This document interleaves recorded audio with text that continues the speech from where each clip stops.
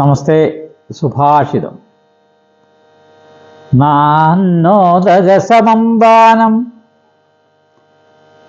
നാത്തിഥി ദ്വാദശി സമാ ന ഗായത്ര്യാ പരോ മന്ത്രോ ന മാതുഃ പരദൈവതം. ഇതിൽ പറയുന്നത് അന്നദാനവും ജലദാനവുമാണ് ഏറ്റവും വലിയ ദാനം. വിശന്നിരിക്കുന്നവന് ഭക്ഷണവും ദാഹിക്കുന്നവന് വെള്ളവും, ഇതാണ് ഏറ്റവും വലിയ ദാന കാര്യങ്ങൾ.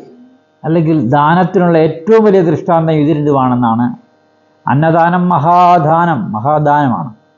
ജലദാനം എന്ന് പറഞ്ഞാൽ അതിലും വലിയ ശ്രേഷ്ഠമാണ്. ഇത് രണ്ടുമാണ് മഹാദാനമായിട്ട് കാണുന്നത്.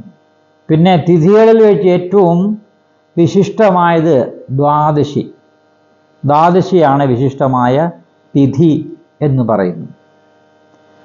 ഗായത്രിയേക്കാൾ ശ്രേഷ്ഠമായൊരു മന്ത്രമില്ല. ഗായത്രി മന്ത്രമാണ് ശ്രേഷ്ഠമായ മന്ത്രം എന്ന് പറയുന്നു.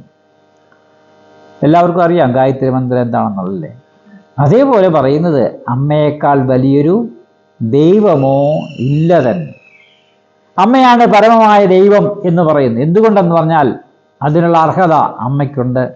അതുകൊണ്ടാണ് അമ്മയാണ് പരമമായ ദൈവം എന്ന് ഈ സുഭാഷിതത്തിലൂടെ പറയാനുള്ള കാരണം കൂടി. നമസ്തേ.